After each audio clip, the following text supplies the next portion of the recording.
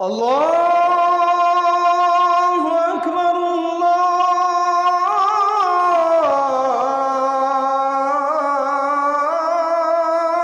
আকবার।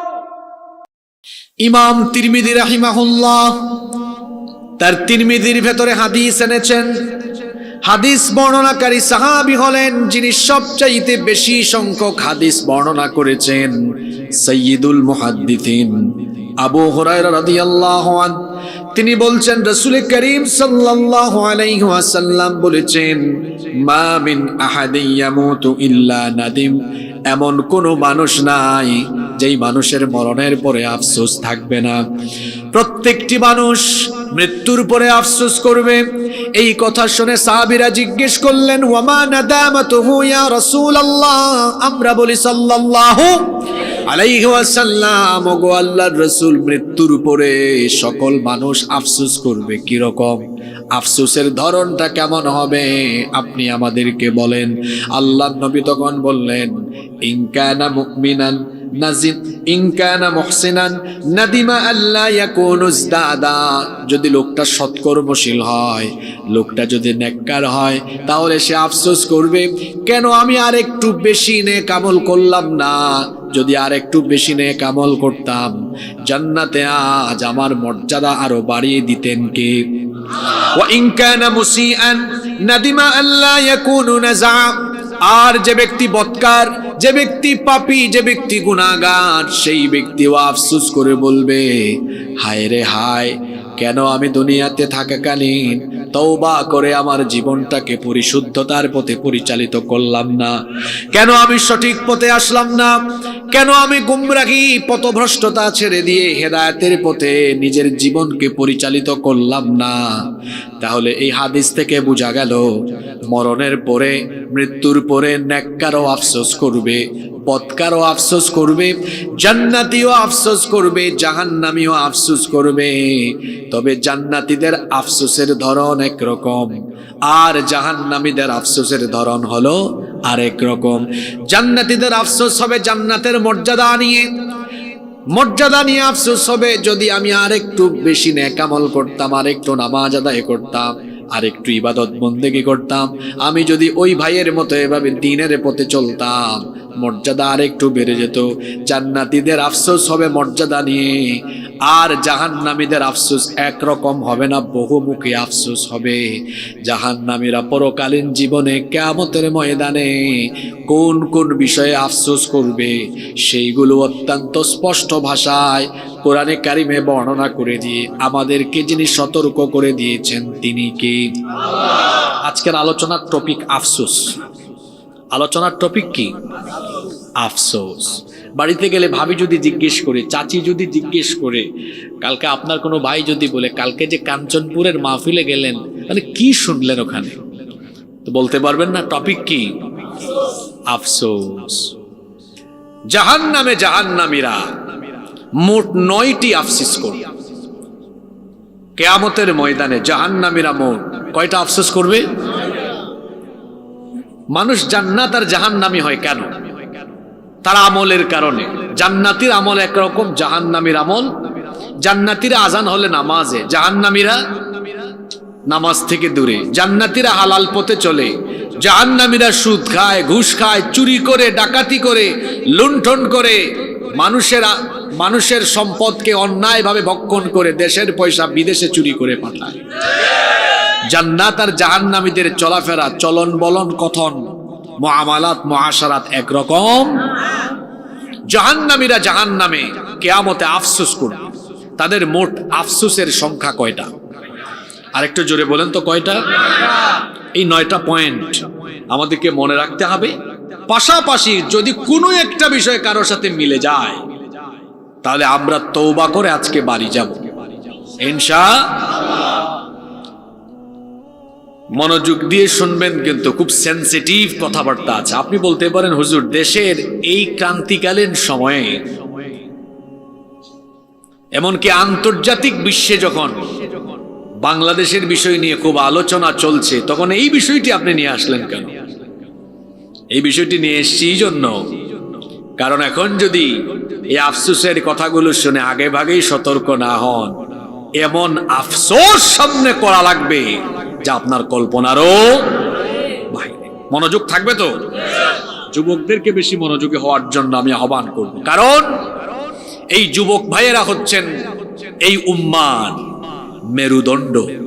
মেরুদণ্ড না থাকলে যেমন সোজা হয়ে দাঁড়ানো যায় না, কোন জাতি বা সভ্যতার যুব সমাজ যদি পথভ্রষ্ট হয়, লাইনচ্যুত হয়ে যায়, বেলাইনে চলে যায়, ওই জাতীয় মাথা উঁচু করে দাঁড়াতে পারে না। আমার দেশের যুব সমাজের ভেতরে দেশপ্রেম, ইসলাম প্রেম এখনো জাগ্রত আছে বলে ভারতীয় গোলামরা এই দেশে ভারতীয় আধিপত্যবাদ কায়েম করতে পারেনি। যুব সমাজ, তরুণ সমাজ তাদেরকে অত্যন্ত দৃঢ়তার সাথে রুখে দিয়ে তাদের মামু বাড়িতে নির্বাসিত করে দিয়েছে।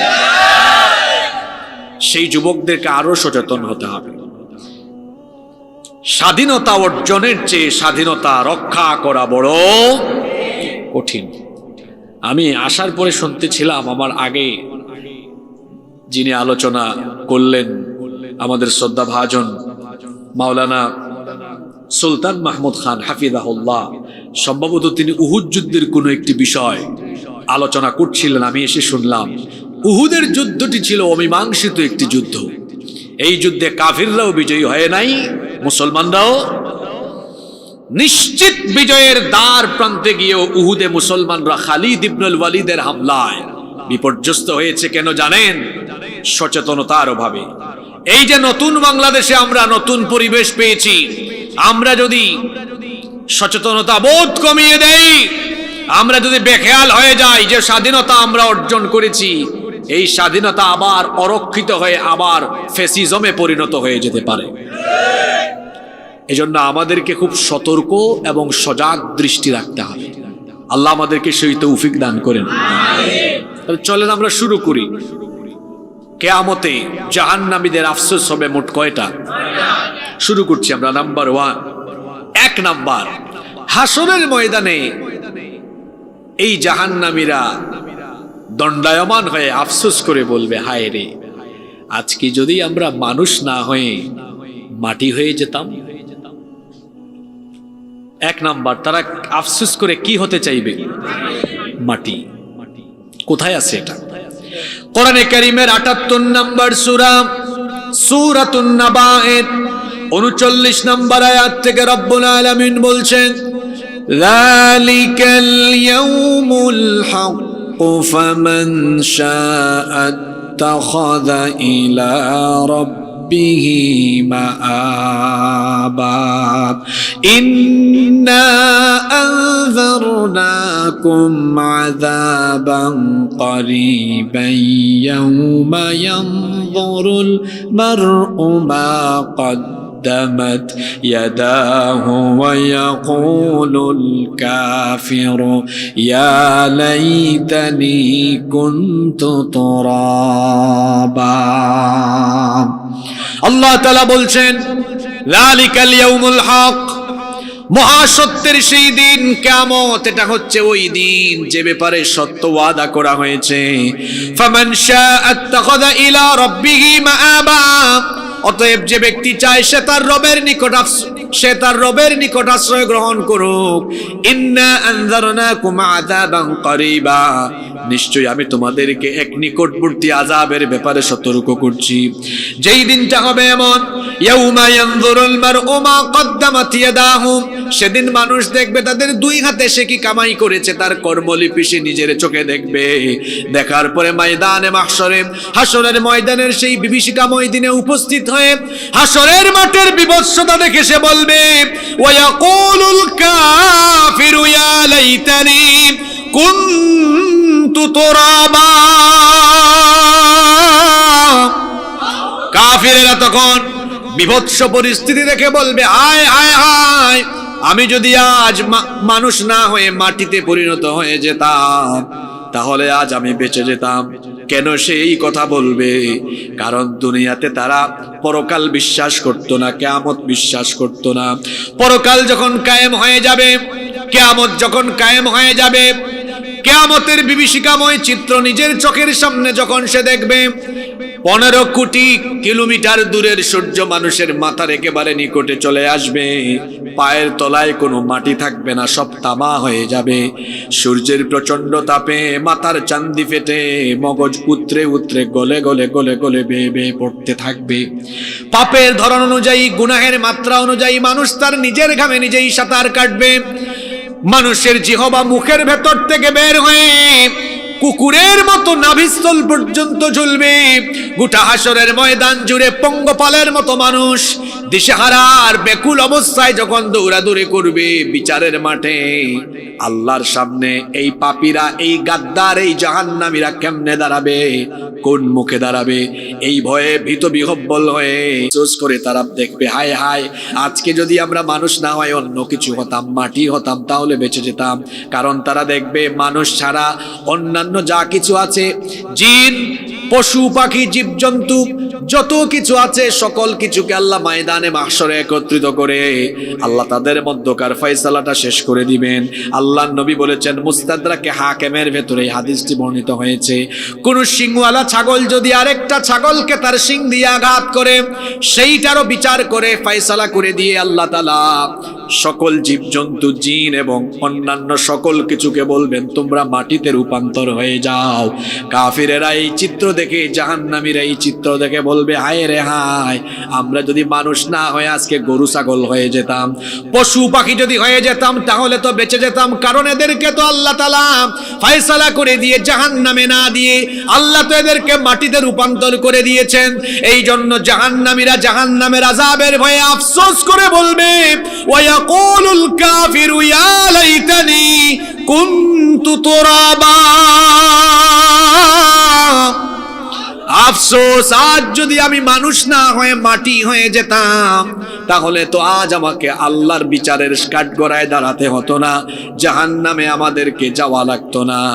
এই জন্য জাহান্নামীরা হাসরের ময়দানে উঠে প্রথম আফসোস করবে, যদি মানুষ না হয়ে কি হতাম। আরো জোরে বলেন, কি হতাম?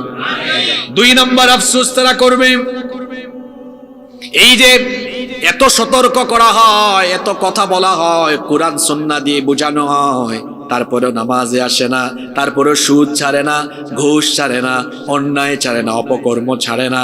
হাসরের ময়দানে যখন সে সত্যি সত্যি দেখবে জাহান্নামকে হাজির করা হয়েছে, জাহান্নামকে দেখে তারা তখন আফসোস করে বলবে, কোরআনে কারীমের 89 নম্বর সূরা সূরাতুল ফজরের 23 নম্বর আয়াত থেকে আল্লাহ তাআলা বলছেন, ওয়াজিআ ইয়াউমা ইযিন বিজাহান্নামা ইয়াউমা ইযি ইয়াতাযাক্কারুল ইনসানু ওয়া আন্না লাহুয যিকরা। সেই দিন জাহান্নামকে যখন হাসরের ময়দানে নিয়ে আসা হবে, সেই দিন পাপিষ্ঠরা, গুনাহগারেরা, জাহান্নামীরা জাহান্নামকে দেখে ভয়ের চোটে স্মরণ করবে, হায় হায় হায়, যদি দুনিয়াতে থাকাকালীন সময় আমরা আল্লাহর হুকুম মানতাম। আল্লাহ বলছেন, সেই দিন আল্লাহকে স্মরণ করে কি আর লাভ হবে? কারণ সময় থাকতে তো তারা আল্লাহ তাআলার হুকুম মানে নাই। জাহান্নামীরা জাহান্নামকে এমন অবস্থায় দেখবে, আল্লাহ অন্য আয়াতে বলেছেন, যখন হাসরের ময়দানে জাহান্নামকে হাজির করা হবে, জাহান্নাম এমন তীব্রতা ধারণ করবে, আল্লাহ তাআলা কোরআনে কারীমে বলেছেন, তাকাদু তামাইয়াজু মিনাল গায়য, মনে হবে যেন জাহান্নাম তার তীব্রতায়, রাগে এবং গুসায় ফেটে যেতে চাইছে।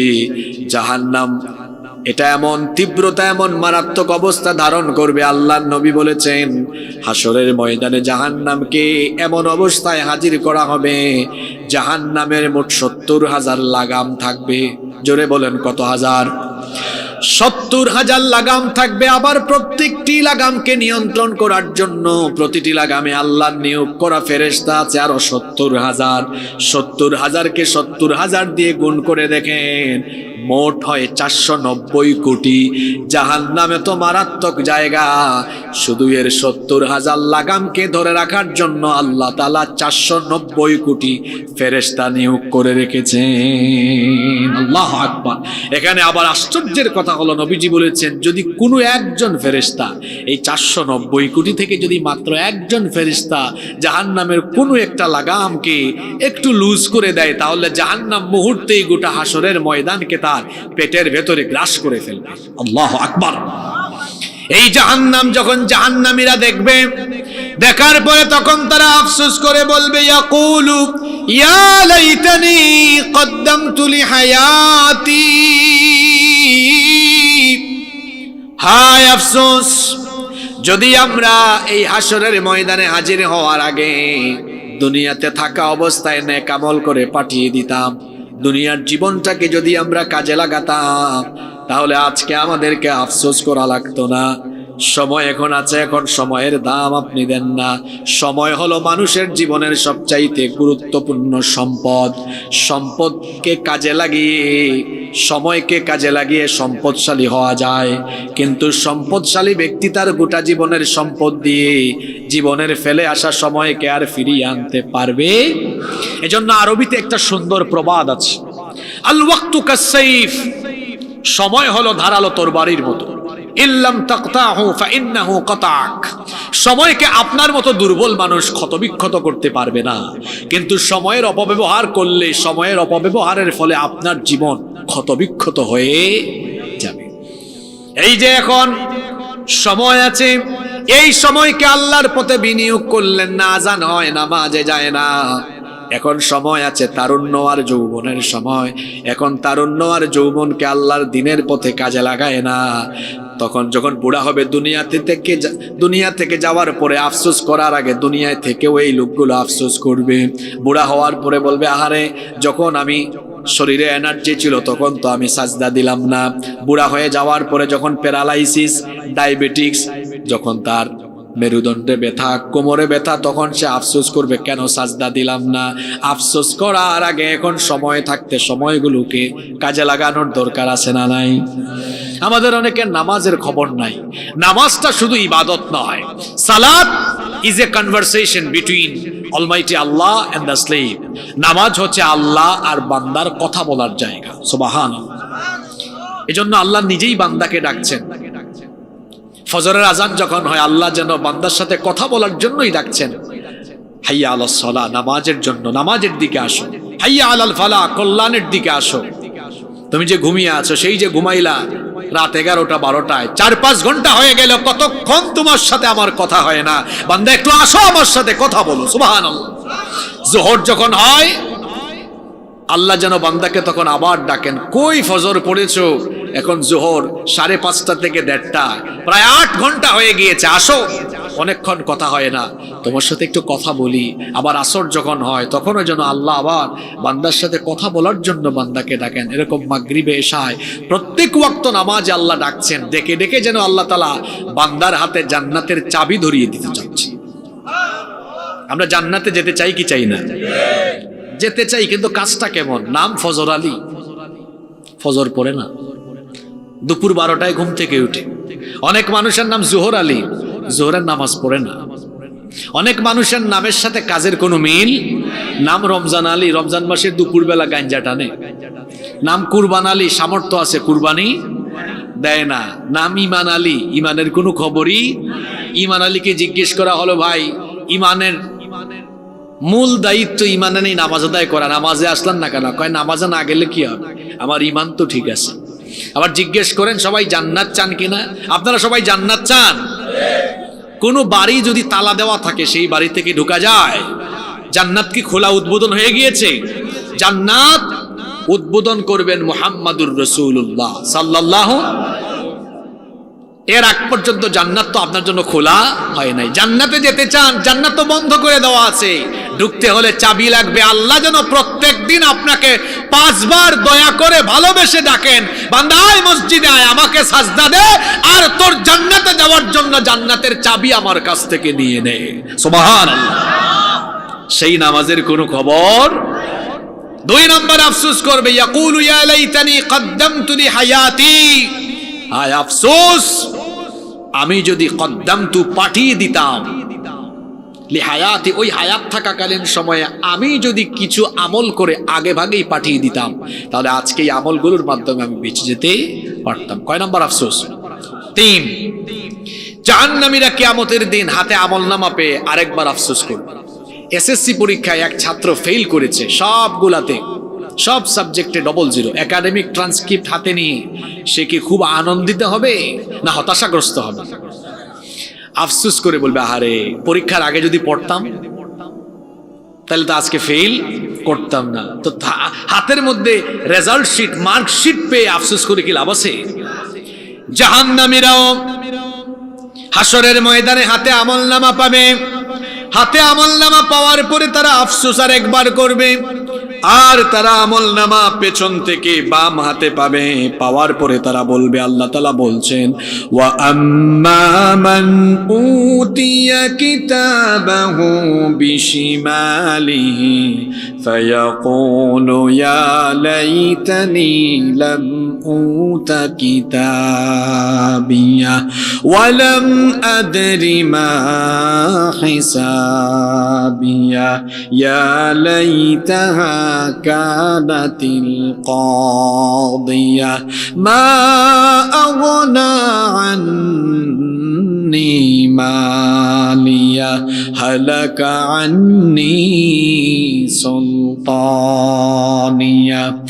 জাহান্নামীরা যখন বাম হাতে আমলনামা পাবে, আমলনামা হাতে পেয়ে বলবে, ইয়া লাইতানি, দুর্ভাগ্য, আফসোস আমার, লাম উতা কিতাবিয়া, যদি আমার হাতে আমলনামা না দেয়া হতো তাহলে আমার জন্য ভালো হতো। তারা আফসোস করে বলবে, ওয়ালাম আদরি মা হিসাবিয়া, আর যদি আমার হিসাব না নেওয়া হতো তাহলে সেটাই আমার জন্য মঙ্গলকর, সেটাই আমার জন্য মঙ্গলজনক হতো। কেন তারা আমলনামা হাতে পেয়ে আফসোস করবে?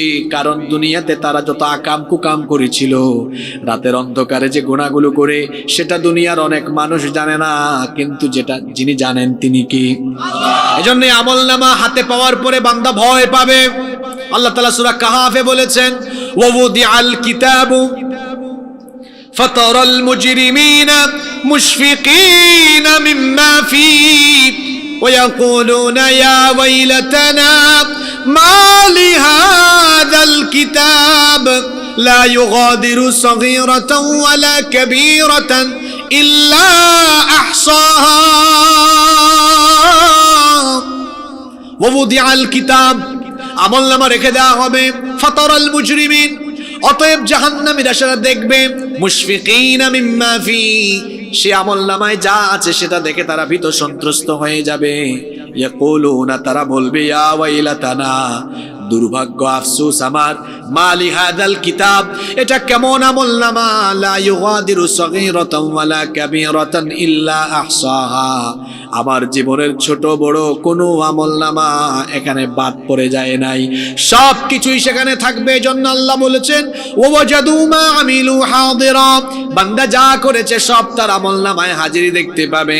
ওয়ালা ইয়াযলিমু রাব্বুকা আহাদা, আর তোমার রবের বিচারের নিয়ম হলো এমন, তিনি কারো উপরে বিচারের বেলায় জুলুম করেন না।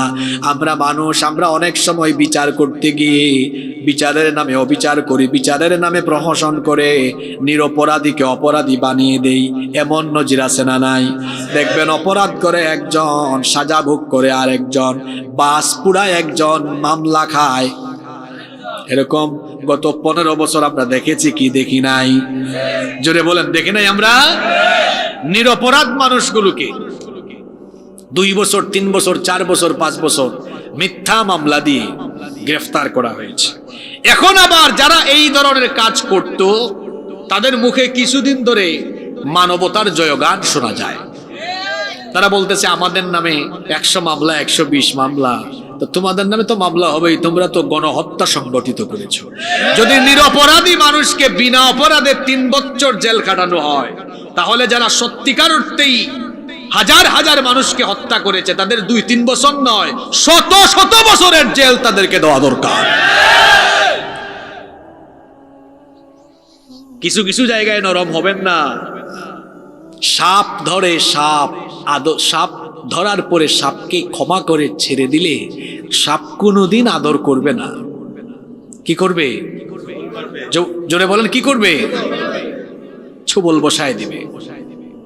সাপ চিনতে হবে। কিছু কিছু জায়গায় খুব কঠোর হতে হয়।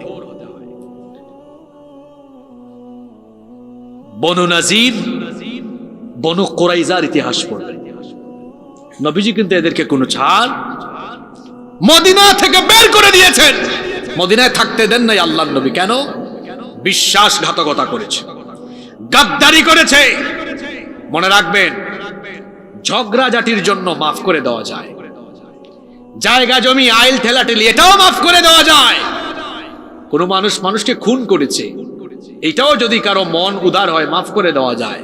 কিন্তু বিশ্বাসঘাতকতা আর গাদ্দারদেরকে যারা মাফ করবে এরা কিন্তু বিপদে পড়বে। যদি বলেন হুজুর একটা প্রমাণ দেন যে বিশ্বাসঘাতকদেরকে মাফ করা ঠিক না, ওই তো বলে দিলাম, বাড়ি গিয়ে বনু নাজির আর বনু কুরাইজার ইতিহাস পড়বেন। বনু নাজির কি করেছিল? বনু নাজির কারা জানেন আপনারা? একটু আগে তো দেখলাম খুব স্লোগান দিয়ে উল্টাই ফেলতেছেন, একদম কোরআনকে সংসদে পাঠিয়ে দিচ্ছে। একটা কথা বলে, রাগ করবেন না তো? বাংলাদেশে ইসলামপন্থীদের ভোট বেশি না ইসলাম বিরোধীদের ভোট বেশি? কি বললো এটা? ইসলামপন্থীদের ভোট বেশি না ইসলাম বিরোধীদের ভোট বেশি? ইসলাম বিরোধীদের নাকি ভোট বেশি। আর রাত বেশি হয়ে গেছে তো মাথা ঠিক নাই। বাংলাদেশে ইসলামের পক্ষে ভোট বেশি না ইসলামের বিপক্ষে ভোট বেশি? পক্ষে বেশি বলেই তো বিপক্ষেররা থাকতে পারে নাই। তাহলে পক্ষে তো মানুষ দেখবেন যেই সমাবেশ করে, জামাত করুক, হেফাজত করুক, খেলাফত করুক, জমিয়ত করুক, মানুষের কোনো কি নাই, কোনো অভাব। ভোটের মাঠে দাঁড় করায় দেখেন না, 1000 ভোটও কি বুঝলেন? রাখেন, আগে বুঝাই দেই বিষয়টা। শুধু জনসমর্থন আর আপনার পক্ষে অনেক মানুষ বাহবা দিলেই আপনি রাষ্ট্র পরিচালনা করতে পারবেন? এটার জন্য কোয়ালিটি দরকার আছে। ওদের ভোট কম, কিন্তু ওরা জায়গায় জায়গায় লুক সেট করে। এই যে আমরা ইসলাম কায়েম করে ফেলে স্লোগান দেয়া, মানলাম আজকে রাতেই ইসলামপন্থীদেরকে ক্ষমতা দেওয়া হলো, কিন্তু কালকে সূর্য উঠার আগে আপনাদেরকে পদত্যাগ করতে হবে। চালাইবেন কি দিয়া? সব সেক্টরের লোকজন আছে আপনার। আপনার কয়জন ডাক্তার আছে, কয়জন ব্যারিস্টার আছে, কয়জন উকিল আছে, কয়জন সচিব আছে, কয়জন ডিসি আছে, কয়জন এসপি আছে? জায়গায় জায়গায় কতজন লোক দেওয়ার মতো সামর্থ্য আপনার আছে। আমরা হুজুররা অনেক সময় খুব আবেগ ধরায় দিই, আর হুজুরদের সাথে মানুষ কায়েম করে ফেলে ইসলাম। স্লোগান দিয়ে ইসলাম কায়েম করা যাবে না। মানুষ তৈরি করে করে জায়গায় জায়গায় যাওয়ার জন্য মানুষ আগে প্রস্তুত করতে হবে। আর এটাই আল্লাহর রাসূল করেছেন।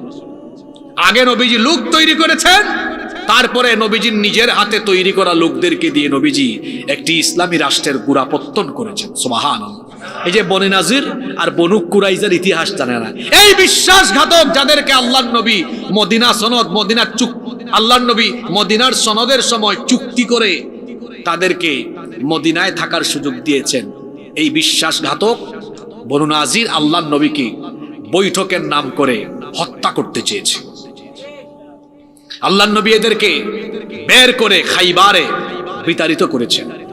ওই যে একটু আগে বললাম না, ঝগড়াঝাটি করলে মাফ করা যায়, গালি দিয়েছে মাফ করা যায়, খুন করেছে মাফ করা যায়, বিশ্বাসঘাতককে মাফ করা যায়? বনু কুরাইজার ইতিহাস পড়েন, খন্দকের যুদ্ধ। খন্দকের যুদ্ধের নামে সূরা আছে কোরআনে, সূরা আহজাব। খন্দকের যুদ্ধে নবীজি বনু কুরাইজাকে দুর্গ থেকে মহিলা সুদ্ধা সবাইকে বের করে দিয়েছে। কেন বের করে দিয়েছে? বিশ্বাসঘাতকতা করে এরাও কাফির মুশরিক মুনাফিকদের সাথে হাত মিলিয়ে। খন্দকের যুদ্ধে ওদের সংখ্যা ছিল কত? কাফিরদের সংখ্যা সম্মিলিত বাহিনীর হামলা 10,000। কত হাজার? মুসলমানদের সংখ্যা মাত্র 3,000। কয় হাজার? 3,000। বনু নাজির, বনু কুরাইজা, এই দুই ইহুদি গোত্র মদিনাতে আল্লাহর নবীর রাষ্ট্রে বসবাস করত। নবীজি বসবাসের সুযোগ দিয়েছেন, কিন্তু অপরাধ করেছে। কিসের অপরাধ? জোরে বলেন। বিশ্বাসঘাতকতার অপরাধ করেছে। কিরকম অপরাধ করলো? বনু কুরাইজা তারা এই চুক্তিতে আবদ্ধ ছিল, আমরা মদিনার রাষ্ট্রের নাগরিক হিসাবে মদিনার উপর হামলা হলে আমরা মদিনাকে রক্ষা করার জন্য নবীজির সাথে থাকবে। এটা ছিল চুক্তি। যখনই কাফের মুশরিকরা হামলা করেছে তখন মদিনার রাষ্ট্রের প্রতিরক্ষার ব্যবস্থা না নিয়ে তারা মদিনাকে কাফিরদের হাতে তুলে দিতে চেয়েছিল। আমার দেশে, এই দেশের সবকিছু ভারতের হাতে তুলে দিয়ে যারা এই দেশকে ভারতের পা চাটা গোলামে পরিণত করতে চেয়েছিল, এদের কোনো ক্ষমা নাই, এদের কোনো কি নাই। আর আপনার যদি কলিজা এত উদার হয় তো উদার করেন গো, কিছুদিন পরে গুতা খাইলে বুঝবেন হুজুর কি বলে গেছে। নবীজির সিরাত বনু নাজির বনু কুরাইজার যেমন কোনো ক্ষমা নাই, বিশ্বাসঘাতকতার কোনো ক্ষমা নাই। 3 মাস গেল, একটু নমনীয় হয়েছে? জোরে বলেন, নমনীয় হয়েছে? একটু তো নমনীয় হয়ে যায়, মানুষ তো ভুল করে, আমরা ভুল করছি, ও বাপ রে বাপ, পাল্টা আরো সাপের মতো নাগিনীর মতো আসার চেষ্টা করে, ঠিক কি না? চট করে ঢুকার খবর মাঝে মাঝে শোনা যায়। আপনি ঢুকে দেখেন না, এদেশের জনগণ জট করে আপনাকে ধরবে, কারণ বহু হিসাব বাকি আছে। কষ্ট হচ্ছে নাকি আপনাদের? আপনাদের এখন 3 নাম্বার পয়েন্টে আছেন, এই 4, 5, 6 এগুলো কিন্তু খুব সেনসিটিভ, বলবো যদি মিলে যায় আপনাদের সাথে। 3 নাম্বার কি বললাম? আমল নামা হাতে পেয়ে তারা কি করবে? আফসোস। 4, আমার দিকে তাকান, আজকে 9:30টায় উঠলে ভালো হইতো, কারণ লক্ষ্মীপুরের ওয়াজ 9:30টার পরে জমে না, এটা আমি নিজেও জানি, কিন্তু কি করব, একটু আমাদের সমস্যা হয়ে গেছে। এই কারণে কমিটি এবং আমার মধ্যে পথ নিয়ে, এখানে ঢোকার পথ নিয়ে একটু মিস্টেক হয়ে যাওয়ায় দেরি হয়ে গেছে। আমি কিন্তু রায়পুরে সেই 8:40 চলে আসছি, একটু মিস্টেক হয়ে গেছে, আপনাদেরও কষ্ট হয়ে গেছে। কষ্ট হচ্ছে আপনাদের? নাম্বার 4 নাম্বার, জাহান্নামীরা পরকালে 2 হাত কামড়ায় কামড়ায় আফসোস করবে, কেন আমরা দুনিয়াতে থাকা অবস্থায় রসুলের পথের অনুসারী ছিলাম না, কেন আমরা এই পথ ওই পথ, অমুক ভাই তমুক ভাই, অমুক দল তমুক দল, অমুকের ছায়া তলে অমুকের পতাকা তলে কেন গিয়েছিলাম, কেন আমরা রাসূলের আদর্শের অনুসারী হয়ে রাসূলের দলের লোকদের সাথে থাকলাম না। রাসূলের দলের নাম হলো, এটাও কইতে পারলেন না, দুনিয়ার সমস্ত নবী রাসূলের দল কয়টা? জোরে বলেন কয়টা? সেই দলের নাম কি? সেই দলের নাম কি? আপনাদের দলের নাম কি? জোরে বলেন, দলের নাম কি? কবরে কিন্তু দলের নাম আছে, মার রাব্বুকা ওয়া মা। বলেন হুজুর দিন মানে কি দল? এখানে আলেমরা বসে আছেন। দিন একটি ব্যাপক অর্থবোধক শব্দ, দিন একটি ব্যাপক অর্থবোধক শব্দ। দিন মানে ধর্ম নয়, দিন মানে হলো জীবন ব্যবস্থা। দিনের অনেকগুলো অর্থ আছে, আবার দিন মানে বিচার দিবস, মালিকি ইয়াউমিদ দিন, অনেকগুলো অর্থ আছে দিনের। আবার দিন মানে আনুগত্য হয়, অনেক অর্থ আছে, কিন্তু দিনের একটা গুরুত্বপূর্ণ অর্থ হলো জীবন ব্যবস্থা, আমার দল, আমার জীবন পরিচালনার পদ্ধতি। তা আমার জীবন পরিচালনার পদ্ধতি হবে ইসলাম। জীবন পরিচালনার পদ্ধতি কি হবে? দুনিয়াতে যারা অমুক ভাই তমুক ভাই, অমুক দল তমুক দলের আদর্শ তলে ছায়া তলে থাকবে, আফসোস করে সেই দিন তারা বলবে, কোরআনে কারীমের 25 নম্বর সূরা সূরাতুল ফুরকানের 27 নম্বর আয়াতে রব্বুল আলামিন বলছেন, ওয়া ইয়াউমা ইয়া'আদ্দুল যালিমু আলা ইয়াদাইহি ইয়াকুলু ইয়া লাইতানি ইত্তাখাযতু মা'আর রাসূলি সাবিলা।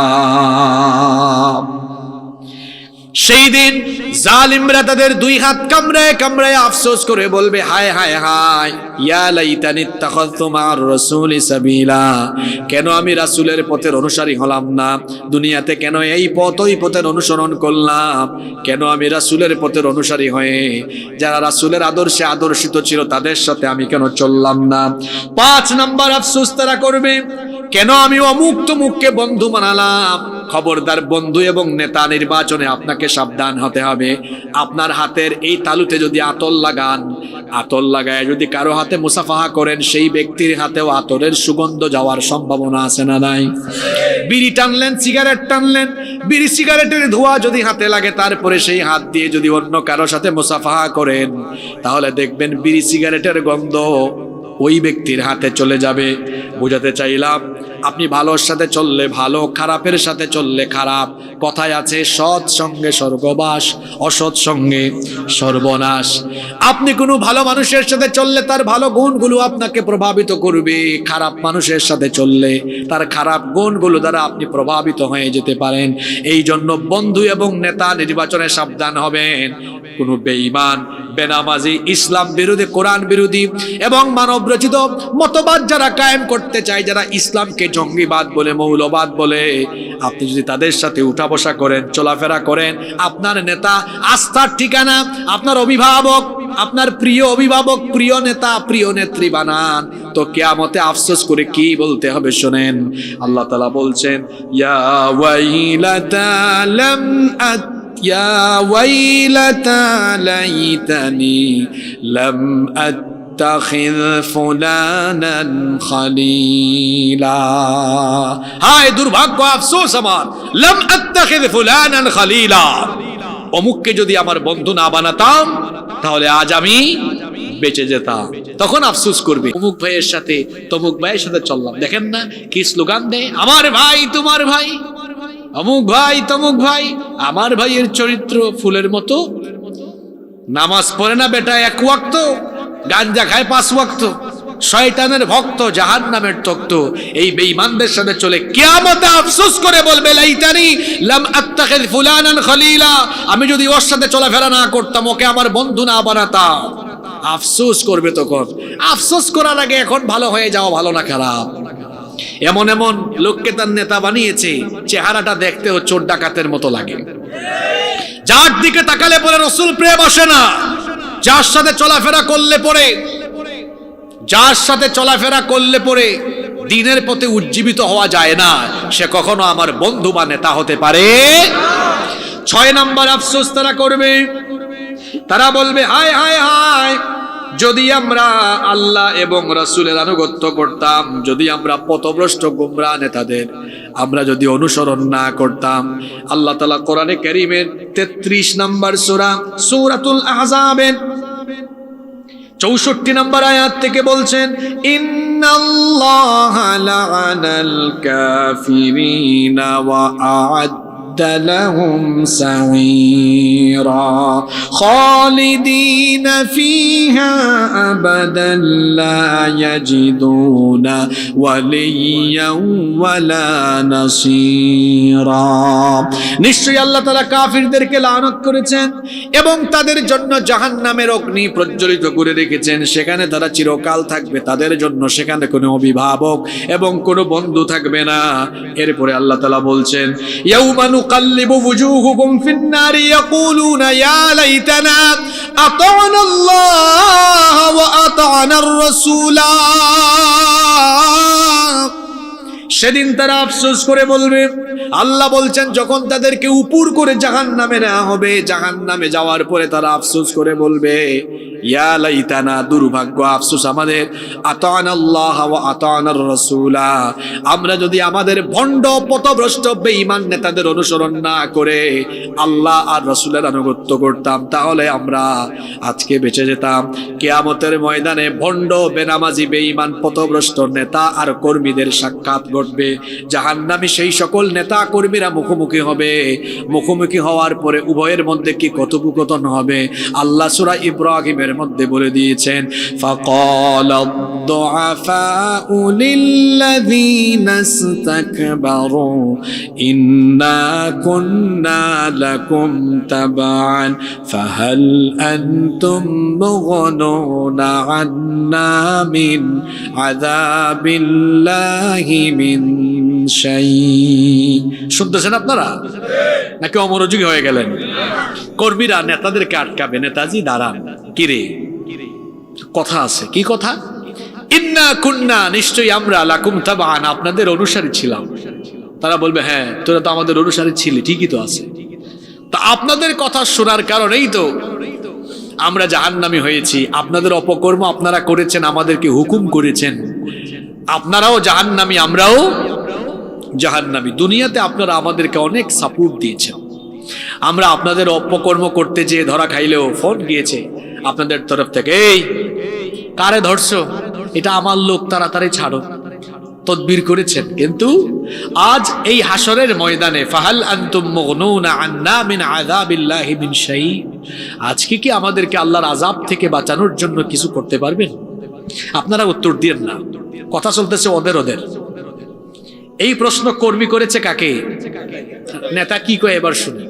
তাদের খাসলত তো হইল বক্তৃতার সুযোগ পাইলে এই সুযোগ মিস, ওখানেও বক্তৃতা আরম্ভ করবে। শোন, কথা আছে।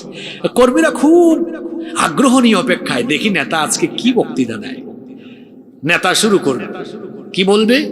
ক্বালু লাউ হাদানাল্লাহু লাহাদাইনাকুম। নেতা বলবে, আল্লাহ যদি আমাদেরকে হেদায়েত দিতেন আমরাও তোদেরকে হেদায়েত দিতাম, আমাদের নিজেদের কপালেই তো হেদায়েত ছিল। কোন জায়গায় বলছে কথাটা চিন্তা করছে? কিন্তু জাহান্নামে কি আমাদের কপালে হেদায়েত ছিল না, থাকলে আমরাও তোদেরকে হেদায়েত দিতাম। আর কি বলবে? সাওয়াউন আলাইনা আজাজি'না আম সাবারনা মা লানা মিন মাহিস। তারা বলবে, আজ এখানে তো চিৎকার চেঁচামেচি করিস না, আজকে জাহান্নামে তোদের অবস্থা যা আমাদের অবস্থাও তা, উভয়ের অবস্থা হবে সমান।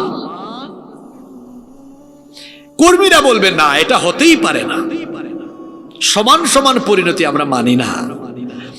আল্লাহ বলবেন, কিরে হাসরের ময়দানে কারা কি মানে না? কর্মীরা বলবে, আল্লাহ আমাদের নেতাদের এই কথা আমরা মানি না। আল্লাহ বলবেন, তাহলে তোদের কি চাওয়া, তোরা কি চাস? তখন কর্মীরা তাদের ভণ্ড নেতাদের বিরুদ্ধে আল্লাহর কাছে আবেদন করবে দুইটা। জোরে বলেন, কয়টা? এক নম্বরে তারা বলবে, আল্লাহ আমাদের এই ভণ্ড ইসলাম বিরোধী, কোরআন বিরোধী, সন্ত্রাসী এই জঙ্গি নেতাগুলোকে আমাদের সামনে আজকে দাও। আল্লাহ বলবেন, সামনে পাইলে তোরা কি করবি? তারা বলবে, আমরা তো দুনিয়াতে তাদের সাথে চামচার মতো চলাফেরা করতাম, চামচার মতো সামনে পিছনে আমাদেরকে খাটাতো, আজকে একটু সামনে দেন। যদি সামনে দেন তাইলে আমরা কি করব? নাজআলহুমা তাহতা আকদামিনা লিয়াকুনা মিনাল আসফালিন। আজকে এদের বুকের উপরে উঠে এদেরকে পদদলিত করে, দলিত মথিত করে তারপরে আমরা জাহান্নামে যাব। নেতা বুঝবে সেদিন তার নেতাগিরি তার কর্মীরাই ছুটাই দিবে। এটা কয় নাম্বার চাওয়া? কি 6 নাম্বার? আরে পাবলিক ঘুমাই গেছে। 1 নাম্বার চাওয়া। আরেকটা চাওয়া বাকি আছে না? কর্মীরা নেতাদের বিরুদ্ধে আপিল করবে। কয়টা? একটা তো গেল, আল্লাহ দেন একটু বুকের উপর উঠে এদেরকে পারায়। 2 নাম্বার কি? আজকে যে কর্মীরা নেতাদের জন্য খুব স্লোগান দেয় আর বক্তৃতার সময় 2 মিনিট 3 মিনিট গুণগান গায়, সেদিন বলবে আল্লাহদেরকে সামনে একটু পারাই। এটা তো 1 নাম্বার চাওয়া। আর একটা বাকি আছে না? আমি কি আপনাদেরকে পুঁথি পড়া শোনাই নাকি? হ্যাঁ, এগুলো তো কোরআনের আয়াত। এত পরিষ্কার কথা শোনার পরেও যার মগজে এই কথাগুলো ঢুকবে না, আর বিবেকবোধ যার জাগ্রত হবে না, আমি মনে করব শয়তান তার মগজে পেশাব করে দিয়েছে, যেন পরিষ্কার কথা সে বুঝে না। 2 নম্বরে তারা বলবে, এই যে আয়াত সূরা আহজাবের 66 নম্বর আয়াত, তারা বলবে, রব্বানা ইন্না আতানা সাদাতানা ওয়া কুবারানা ফাআদাল্লুনাস সাবিলা। হে আমাদের রব, আমরা আমাদের এই নেতাদের অনুসরণ করতাম, আমরা তাদেরকে মানতাম, এরাই আমাদেরকে পথভ্রষ্ট করেছে। সুতরাং আজকে তোমার কাছে আমাদের চাওয়া হলো, তারা বলছে আজকে আযাব নাকি সমান সমান হবে, কিন্তু আমাদের দাবি হলো রব্বানা আতিহিম দি'ফাইনি মিনাল আযাবি ওয়ালআনহুম লা'নান কাবীরা। আজকে জাহান্নামে আমাদেরকে যে আযাব দিবেন, আমাদের নেতাগুলোরে আমাদের ডবল করে দিয়ে।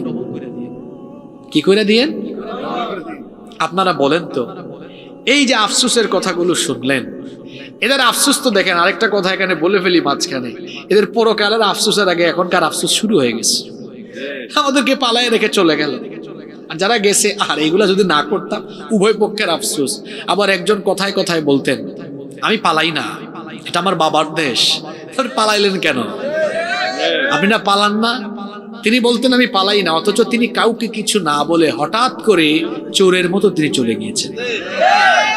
ভালো মানুষ পালায় না, চোর পালায়, ডাকাত পালায়।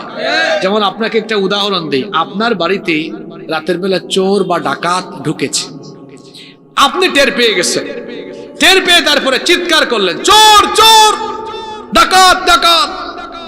তারপরে চোর বা ডাকাত কি বলবে? বাড়িওয়ালা ভাই আসে না, হালান ওয়া সাহলান, আমার আপনি গ্রহণ করেন, এটা বলবে না ভাগবে? জোরে বলেন থাকবে না পালাবে?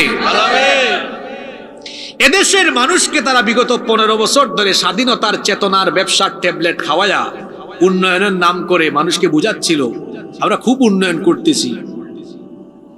মানুষ যখন বুঝতে পেরেছে এগুলা সবগুলা উন্নয়নের নাম দিয়ে তোলে তোলে তারা দেশের সবকিছু চুরি করতেছে, ডাকাতি করতেছে। আরে চোর, তাদের ভাষায় প্রমাণ দিই। তিনি বলেছেন আমার বাসায় পিয়ন ছিল, কত কোটি টাকার মালিক। আপনারা জানেন, কি ছাড়া চলে না? তা আপনার বক্তব্য দ্বারাই তো প্রমাণ হয় আপনার চারপাশে আপনি চোর ডাকাত লালন পালন করেছেন। এই দেশের মানুষ যখন বুঝতে পেরেছে তখন এই দেশের মানুষও বলেছে ধর চোর ধর, ডাকাত ধর, স্বৈরাচার ধর, ফ্যাসিস্টকে ধর। ওই যে আপনার বাড়িতে চোর আর ডাকাত ঢুকলে যেমন আপনি ধর ধর বললে তারা পালায়, এই চোরেরা ডাকাতেরা যখন দেখেছে দেশের মানুষের বিবেকের পর্দা খুলে গিয়েছে তখন তারা চোরের মতো ডাকাতের মতো বাংলাদেশ থেকে পালিয়েছে। আফসোস তো এখনই চলে, পরকালেরটা এখনো। ওই আফসোসের কথাও শোনাইতেছে। কার অনুসরণ করেন আপনি? যারা আপনাকে বিপদের মুখে ঠেলে দিয়ে নিজে সেফ এক্সিট নিয়ে চলে গিয়েছে, আবার ফেসবুকে লিখে তারপর বলে আমি অমুক দল করি। আরে তোমার যে নেতা নেত্রী তোমাকে বিপদে ফেলায় দিয়া সে নিজে চলে যায়, তুমি তাদের সাথে আছো, তাদের দল করো, এটা বলা তোমার জন্য লজ্জার ব্যাপার।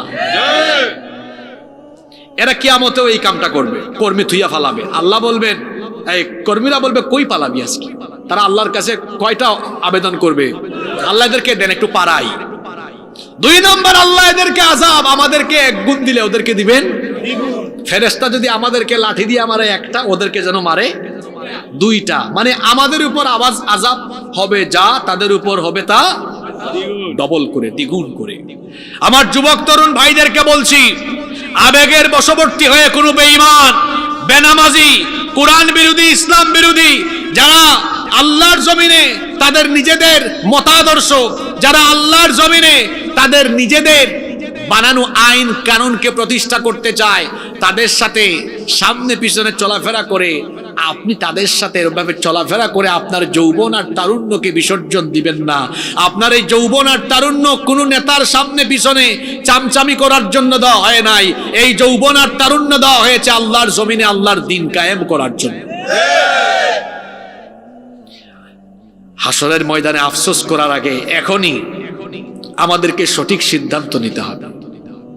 আমরা তাদের সাথে থাকবো যারা নিজেরা নামাজি, যাদের সাথে সাক্ষাৎ হলে পরে তারা জিজ্ঞেস করে 5 ওয়াক্তের নামাজ ঠিক আছে, যারা আমাদেরকে হাতে লাঠি সুটা, বিড়ি সিগারেট, ইয়াবা, গাঁজা, পিস্তল না দিয়ে হাতে তুলে দেয় আল্লাহর কোরআন, হাতে তুলে দেয় হাদিস, হাতে তুলে দেয় ইসলামী সাহিত্য, ইসলামী বই, তাদের সাথে আমরা থাকবো। দুনিয়ায়ও মুক্তি, আখিরাতেও মুক্তি মিলবে ইনশাআল্লাহ। আর চোর ডাকাতদের সাথে চলাফেরা করা যাবে না। 71 সালে দেশ স্বাধীন হওয়ার পরে 2024 54 বছর ধরে এদেশের মানুষের সেন্টিমেন্টকে কাজে লাগিয়ে মানুষের ভাগ্যের উন্নয়নের কথা বলে যারাই যখন ক্ষমতায় গিয়েছে, মানুষের ভাগ্যের উন্নয়ন করার পরিবর্তে তারা নিজেদের ভাগ্যের উন্নয়ন করে আঙ্গুল ফুলে কলা গাছ হয়েছে। এই সুযোগ আর দেওয়া যাবে। এখন সিদ্ধান্ত নিতে হবে, যেহেতু সবার স্লোগান একটাই, উই ওয়ান্ট জাস্টিস। সবাই ইনসাফ চায়, সুবিচার চায়। আর ইনসাফ এবং সুবিচার মানুষের তৈরি করা আইন দিয়ে কশ্চিনকালেও বাস্তবায়ন করা যাবে না। এজন্য দরকার আল্লাহর কোরআনের আইন। এজন্য আগামীর বাংলাদেশে কোরআনওয়ালা লোকদেরকে প্রতিটি জনপদ থেকে রাষ্ট্র পরিচালনার সর্বোচ্চ জায়গায় পাঠালেই পরে এই দেশে ইনসাফ এবং সুবিচার কায়েম ইনশাআল্লাহ। আল্লাহ বুঝার তৌফিক দান করুন। গেল 6টা। কষ্ট হচ্ছে আপনাদের? আপনারা আর 5-7 মিনিট থাকতে পারবেন না? নাম্বার 7, 7 নাম্বার আফসোস। জাহান্নামীরা জান্নাতে তাকায়া দেখবে জান্নাতীরা খুব নেয়ামতের ভিতরে আছে, খাবার দাবারের অভাব নাই, নেয়ামতের অভাব নাই, আনন্দ ফুর্তির অভাব নাই। জাহান্নামীরা এইদিকে জাহান্নামে আযাব আর আযাব কষ্টের ভেতরে আছে। জাহান্নামীরা জান্নাতীদের দিকে তাকিয়ে জান্নাতীরা যে নাজ আর নেয়ামতের ভেতরে থাকবে এই দৃশ্য দেখার পরে আফসোস করে তারা বলবে, ইয়া লাইতানি কুনতু মাআহুম ফাআফুজা ফাওজান আযীমা। হায় আফসোস, আমি দুনিয়াতে এদের সাথে থাকলাম না কেন? এরা তো নামাজি ছিল, এরা ভালো মানুষ ছিল, এরা অমুক ভাই তমুক ভাইয়ের মিছিল দেয় নাই, এরা মিছিল দিয়েছে নারায়ে তাকবীর। আমি এদের সাথে থাকলাম না কেন? ইয়া লাইতানি কুনতু মাআহুম, আফসোস কুনতু মাআহুম, যদি তাদের সাথে থাকতাম, ফাআফুজা ফাওজান আযীমা, তাহলে তো আমিও আজ মহা সফলতা লাভ করতাম। তো ওই জায়গায় আফসোস করার আগে এখন তো সময়টা আছে, এই সময়ে নিজেকে সুপথে পরিচালিত করার দরকার আছে না নাই? 8 নাম্বার আফসোস, মুশরিকরাই আফসোস করবে যারা আল্লাহর সাথে শিরক করে। কবিরা গুনাহের মধ্যে সবচেয়ে বড় গুনাহের নাম হলো শিরক। শিরকের গুনাহ হলো বড় মারাত্মক গুনাহ। শিরকের গুনাহ নিয়ে যদি কেউ মারা যায় তার জন্য জান্নাত যিনি হারাম করে দিয়েছেন, গলার আওয়াজ বড় করে সবাই বলেন তিনি কে? মুশরিকরা আফসোস করে বলবে। কোরআনে কারীমের 18 নম্বর সূরা সূরাতুল কাহাফের 42 নম্বর আয়াতে আল্লাহ বলছেন, ওয়ায়াকুলু ইয়া লাইতানি লাম উশরিক বিরাব্বি আহাদা। হায় আফসোস, আমি যদি আমার রবের সাথে শিরক না করতাম। শিরক এটা 2 প্রকার, শিরকে আকবার, শিরকে আসগার। আবার এই শিরক আকীদার ক্ষেত্রে যেমন হয় তেমনি কথাবার্তায় চলনে বলনেও হয়। এটা শিরক হতে পারে শিরক ফিত তাওহীদ, এটা তাওহীদের ক্ষেত্রে হতে পারে শিরক ফিত আসমাই ওয়াস সিফাত, আল্লাহর নাম এবং গুণবাচক নামের সাথেও শিরক হতে পারে।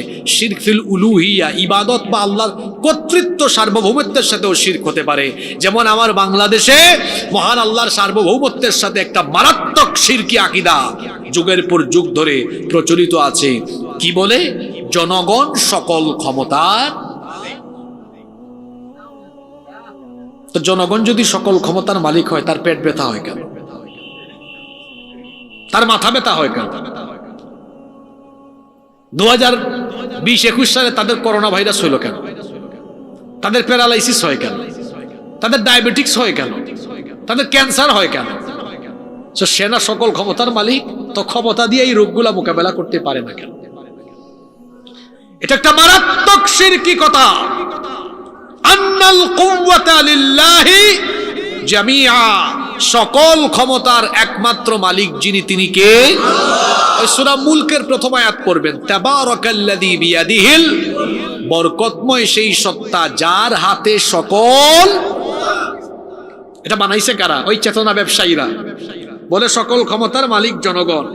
এটা বলে জনগণকে পাম্পট্টি দিয়া ফুলাইয়া জনগণের ভোট নিয়ে যখন ক্ষমতায় গেল, তারপরে জনগণের ট্যাক্সের পয়সায় কেনা গুলি আবার জনগণের বুকের মধ্যে বিদ্ধ করে দিয়া তখন দেখায় ক্ষমতার মালিক জনগণ নয়, ক্ষমতার মালিক তাদের মতো স্বৈরাচার। মুশরিকরা আফসোস করে বলবে, হায় আমরা যদি আল্লাহর সাথে শিরক না করতাম। আরেকটি শিরক হলো আল্লাহর আইনের বিপরীতে মানুষের তৈরি করা যে কোনো মতবাদ প্রতিষ্ঠার সংগ্রাম করা, আল্লাহর সাথে শিরক করা। আপনি আল্লাহর বিধান বাস্তবায়ন করতে পারেন আর না পারেন, আল্লাহর দিন কায়েম করা আপনার দায়িত্ব নয়, কিন্তু আল্লাহর দিন কায়েমের চেষ্টা করা আপনার দায়িত্ব। শুধু দায়িত্ব নয়, নামাজ যেমন ফরজ এটাও তেমন। একই শব্দ ব্যবহার করা হয়েছে 2 জায়গায়, আকিমুস সালাহ, আকিমুদ্দিন। তো নামাজের বেলায় আকিমু শব্দ, দিনের বেলায়ও একই শব্দ। নামাজ প্রতিষ্ঠা করা যেমন ফরজ, দিন প্রতিষ্ঠা করাও তেমন ফরজ। আমার নবী কি নামাজ প্রতিষ্ঠা করেই দুনিয়া থেকে চলে গিয়েছেন? দিন প্রতিষ্ঠা করেন নাই? জোরে বলতে হবে, করছেন কিনা? আমার নবী যেমন নামাজ প্রতিষ্ঠা করে গিয়েছেন, ঠিক তেমনি দিনকেও প্রতিষ্ঠা করে একটি কল্যাণমুখী রাষ্ট্র আল্লাহর কোরআন দিয়ে পরিচালনা করে গোটা পৃথিবীবাসীর জন্য তার দৃষ্টান্ত রেখে গিয়েছেন। আমরা কি করলাম? আমরা নামাজ কায়েম করার চেষ্টা করলেও দিন কায়েমের বেলায় আমাদের বড় পিছুটান। আমরা আমাদের এই কোরআন মসজিদে রেখেছি, মাদ্রাসায় রেখেছি, খানকায় রেখেছি, এতটুকুতে সীমাবদ্ধ। আরো আশ্চর্যের কথা কি জানেন? কোরআন আল্লাহ দিয়েছেন জীবিতদের জন্য, কিন্তু আজকে আমরা এই কোরআনকে বানিয়েছি মানুষ মরার কিতাব। কি মরার কিতাব? আপনাদের লক্ষ্মীপুরে হয় কিনা জানি না, আমাদের সিলেটে এটা হয়। একজন মানুষ খুব মুমূর্ষু অবস্থায় আছে, তখন কি করে? কোরআন শরীফ ওই উপর থেকে নামায়া ইয়াসিন ওয়াল কোরআনিল হাকিম, মানে পড়তেছে লোকটা যেন তাড়াতাড়ি মইরা যায়। আপনারা হাসতেছেন, কথার সাথে বাস্তবতার মিল আছে না নাই? তো কোরআনে কারীমকে বানাইছে কি মানুষকে জীবিত রাখার কিতাব, তো মানুষ মারার কিতাব না? বানাইছে কি মারার কিতাব, তাড়াতাড়ি মেরে ফেলো। কারণ সূরা ইয়াসিন পড়লে ওই মুমূর্ষ ব্যক্তি, মৃত্যু পথযাত্রী ব্যক্তির মৃত্যুটার পথটা সহজ হয়ে যায়। সুবহানাল্লাহ। আল্লাহ তাকে সাকরাত থেকে কি করেন?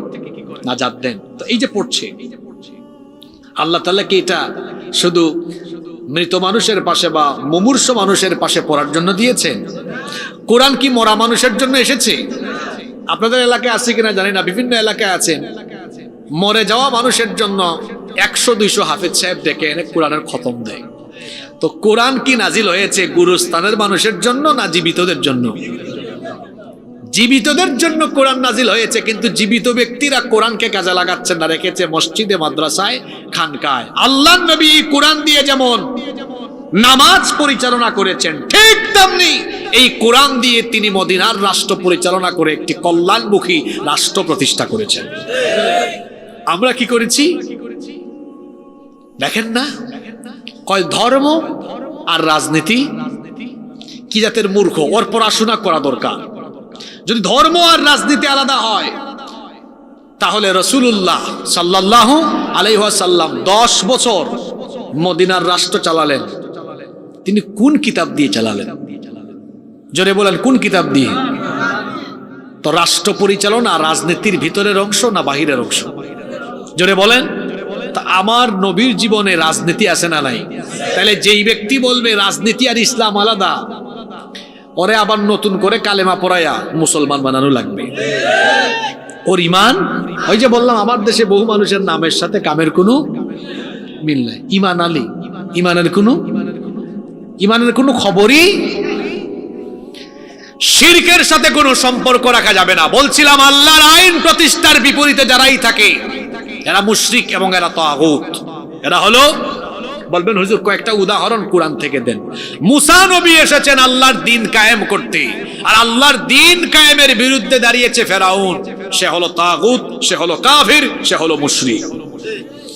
ইব্রাহিম আলাইহিস সালাম এসেছেন আল্লাহর দ্বীন প্রতিষ্ঠা করতে, বিপরীতে দাঁড়িয়েছে, জোরে বলেন, আমার নবী মুহাম্মদুর রাসূলুল্লাহ সাল্লাল্লাহু আলাইহি ওয়াসাল্লাম, তিনি এসেছেন আল্লাহর দ্বীন প্রতিষ্ঠা করতে, বিপরীতে দাঁড়িয়েছে আবু জাহাল, উতবা, শাইবা। এরা তাগুত, এরা মুশরিক। এখন এবং কিয়ামত পর্যন্ত আল্লাহর নবীর তরিকা অনুসরণ করে যারাই আল্লাহর নবীর তরিকায় দ্বীন কায়েম করতে চাইবে তারা রাসূলুল্লাহর আদর্শের অনুসারী, আর এর বিপরীতে যারা থাকবে তারা তাগুতের, কাফিরের, মুশরিকের অনুসারী। আপনারা কি তাগুত, কাফের, মুশরিকের অনুসারী হয়ে বাঁচতে চান না নবীর ওয়ারিস হয়ে বাঁচতে চান? নবীর অনুসারী হয়ে বাঁচতে চাইলে অমুক নেতা, তমুক নেতা, অমুক দল, তমুক দল নিয়ে পাগলামি করা যাবে না। আমাদেরকে পাগল হতে হবে আল্লাহর জন্য, আল্লাহর রাসূলের জন্য, আর আল্লাহর জমিনে আল্লাহর কোরআনের আইন বাস্তবায়নের জন্য। রাজি আছেন সবাই? নইলে ওই যে বললাম কিয়ামতে আফসোস করা লাগবে। অনেকক্ষণ আপনারা ছিলেন। কথায় আছে শেষ ভালো যার, সব ভালো। তো শেষের কথাটা শুনেন, এটা 9 নম্বর আফসোস। কি সেটা? এদেরকে যখন ফেরেশতারা উপর করে জাহান্নামের আগুনে নিয়ে নিক্ষেপ করবে, তখন তারা বলবে, আহা, আর একবার একটু সুযোগ দেওয়া হইতো। আজকে আমি গাড়িতে আসার সময় 2-3 জনের কথা শুনতেছিলাম ইউটিউবে, আমরা যদি আরেকবার সুযোগ পাই আমরা এটা করবো, ওইটা করবো, প্রতিশোধ পরায়ণ হব না, আমরা জেন জিকে এটা করব, এটা করব। এই দেখেন জাহান্নামেও এই কালপ্রিটরা কি করছে। কোরআনে কারীমের 6 নম্বর সূরা সূরাতুল আনআমের 27 নম্বর আয়াত রব্বুল আলামিন বলছেন, জাহান্নামীরা কিয়ামতের ময়দানে আফসোস করবে তাদেরকে যখন জাহান্নামে নিক্ষেপ করা হবে। ওয়ালাউ তারা ইয ওয়াকিফু আলান নারি ফাকালু ইয়া লাইতানা নুরাদ্দু ওয়ালা নুকাযযিবা বিআয়াতি রাব্বিনা ওয়া নাকুনা মিনাল মুমিনিন। আল্লাহ বলছেন, ও নবী, আপনি যদি তাদেরকে দেখতেন যখন জাহান্নামের আগুনের উপরে তাদেরকে দণ্ডায়মান করা হবে, তারা বলবে, ইয়া লাইতানা, দুর্ভাগ্য, আফসোস আমাদের, নুরাদ্দু, আমাদেরকে যদি আবার দুনিয়ায় ফিরিয়ে দেওয়া হতো, যদি জাহান্নাম থেকে বের করে আমাদেরকে আবার দুনিয়ায় পাঠানো হতো, তাহলে এখন আমরা দুনিয়াতে গিয়ে আর গুনাহ করতাম না, পাপ করতাম না, জুলুম করতাম না, সীমালঙ্ঘন করতাম না। তারা বলবে, রব্বানা আখরিজনা, হে রব, আমাদেরকে এখান থেকে বের করেন, নামাল সালিহা, দুনিয়ায় পাঠান, যদি দুনিয়ায় পাঠান তাহলে আমরা এখন গিয়ে নেক কাজ করব, ভালো কাজ করব। আল্লাহ বলবেন, আওয়ালাম নুআম্মিরকুম, তোরে কি হায়াত দেই নাই? এত লম্বা হায়াত পাইলি, তোদেরকে এত বুঝানো হলো কিন্তু তোরা বুঝ মানলি না, এত কথা বলা হলো তারপরেও তোরা মানলি না, হেদায়েতের বাণী শোনানো হলো সেটা তোরা শুনলি না, কর্ণপাত করলি না। আল্লাহ বলছেন, কুল্লামা আরাদু আইয়াখরুজু মিনহা মিন গাম্মিন উঈদু ফিহা, যখনই তারা জাহান্নাম থেকে বের হতে চাইবে আবার তাদেরকে জাহান্নামে নিক্ষেপ করা হবে। বলবে, আল্লাহ আবার পাঠাও দুনিয়ায়, আর আমি খারাপ কাজ করব। লাভ হবে তখন এই কথা বলে? আফসোস করার আগে এখন তো সময় চলে যাচ্ছে, এখন সময়কে কাজে লাগানো। এই মোট কয়টা আফসোসের কথা বললাম? এই আফসোসগুলো পরকালে করতে হবে জাহান্নামীদেরকে। এই আফসোসগুলো জাহান্নামে করার আগে দুনিয়াতে জাহান্নাম থেকে নিজেকে সেফ রাখা আপনার দায়িত্ব, আর জান্নাতের পথে নিজেকে পরিচালনা করা আপনার কর্তব্য। কথা কি বোঝা যায়? জাহান্নাম থেকে নিজেকে সেফ রাখা আপনার দায়িত্ব, জান্নাতের পথে নিজেকে পরিচালনা করা আপনার কর্তব্য। তাইলে আসেন তো এই 9টাকে একটু উল্টে দেই। 1 নাম্বার, তারা আফসোস করবে কি? মাটি হয়ে যেতাম, মানুষ না হয়ে মাটি হয়ে যেতাম। তাহলে একটু উল্টায় দেন না, আফসোস করার আগে দুনিয়াতে নিজেকে আল্লাহর গুলাম বানান, যাতে হাসরের মাঠে উঠে বলতে পারেন, আল্লাহ আমি তোমার গুলাম, গুলামের ঘরের গুলাম, বান্দির ঘরের গুলাম, আমি তোমার গুলাম, বাধ্যগত গুলাম হয়ে তোমার সামনে আজকে হাজির হয়েছে। আল্লাহু আকবার। ওই যে 2 নাম্বার আফসোস, আমলনামা হাতে পেয়ে আফসোস করবে, উল্টায় দেন না। ওই যে আল্লাহ কোরআনে বলেছেন, জান্নাতীরা হাতে আমলনামা পেয়ে বলবে, ইয়া লাইতা, জান্নাতীরা বলবে যে, হা উমকরাউ কিতাবিয়া, দেখো দেখো আমার আমলনামা পড়ে দেখো, ইন্নী যালানতু আন্নী মুলাকিন হিসাবিয়া, আমি মনে করতাম একদিন হিসাব পাওয়া লাগবে, এজন্য গোটা জীবনকে কাজে লাগিয়েছি। আমলনামা হাতে পাওয়ার আগে ওই যে এসএসসি পরীক্ষার্থী রেজাল্ট শিট দেখে আফসোস করে বলতে, যদি পড়তাম আগে, তাহলে ওই আমলনামা হাতে পাওয়ার আগে গোটা আমলনামাকে নেকি দিয়ে ভরপুর করার জন্য দুনিয়ার জীবনে নেক কাজে নিজেকে শামিল রাখতে হবে। রাজি আছেন সবাই? আর সবচেয়ে বড় নেক কাজ হলো নামাজ। সবচেয়ে বড় নেক কাজ কি? আজকে একটা কথা বলেছিলাম, ওইটা মনে রাখবেন। সবাই জান্নাতে যেতে চান তো? আল্লাহ আপনাকে জান্নাতের চাবি দেওয়ার জন্য প্রত্যেকদিন ডাকেন কয়বার? জোরে বলেন, ডাকেন কয়বার? কি জাতের ব্যাককল দেখেন, আল্লাহ 5 বার ডাকেন। আপনারা দেখবেন জুমার দিনে জায়গা হয় না, ফজরের সময় 10 জন 12 জন। সে নাকি আবার জান্নাতে যেতে চায়। মাহফিলে কিন্তু লোক অভাব থাকে না, কিন্তু ফজরে আল্লাহ ডাকতেছেন, আয় রে একটু ঘুমের থেকে উঠ না। তার ঘর থেকে মসজিদ হলো 100 হাত দূরে, যে ব্যক্তির ইমান তাকে তার ঘর থেকে বের করে 100 হাত দূরে মসজিদে আনতে পারে না, এ দুর্বল ইমান তাকে কেমনে জান্নাতে নিয়ে যাবে? তাহলে মনে রাখবেন, আমল নামায় যাই থাকুক না কেন, কিয়ামতের সর্বপ্রথম হিসাব হবে আল্লাহর হকের, আর সেটা উদ্বোধন হবে কি দিয়ে? জোরে বলেন, কি দিয়ে? জান্নাতে যেতে চান তো? কারা কারা যেতে চান না হাত তুলেন। আপনি শুদ্ধ হাত তুলে ফেলছেন। সবাই জান্নাতে যেতে চান তো? চাবি লাগবে, চাবি চাবি চাবি আনার জন্য প্রতিদিন নামাজে যাবেন কয়বার? নামাজ ছাড়বেন? ওয়াদা?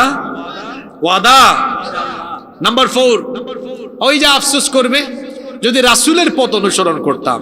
এখনই রাসূলের পথ অনুসরণ করব, আলেম উলামাদের সাথে চলবো, কোনো ভণ্ড বেঈমান নেতার সাথে চলবো না। রাজি আছেন? 5, আফসোস করবে যদি অমুক তমুককে বন্ধু না বানাতাম। বন্ধু এবং নেতা নির্বাচনে আপনাকে সচেতন থাকতে হবে। যারা রাসূলের আদর্শ যার ভেতরে নাই, সে আমার নেতা হতে পারে। 6, আফসোস করে বলবে যদি আল্লাহর আনুগত্য করতাম, রাসূলের আনুগত্য করতাম, বন্ড নেতাদের সাথে জাহান্নামে এসে একসাথে হইছি, তো তার আগেই আমরা আল্লাহর আনুগত্য, রাসূলের আনুগত্য করব। রাজি আছেন তো? 7 নাম্বার, ওই যে জান্নাতীদেরকে দেখে বলবে যদি তাদের মতো আমল করতাম, তো দুনিয়াতে থাকা অবস্থায় জান্নাতি সব আমল নিজের মধ্যে ডেভেলপ করতে হবে ইনশাআল্লাহ। 8 নাম্বার, শিরকের জন্য আফসোস করবে, কোন প্রকার শিরকের সাথে সম্পৃক্ত হওয়া যাবে না।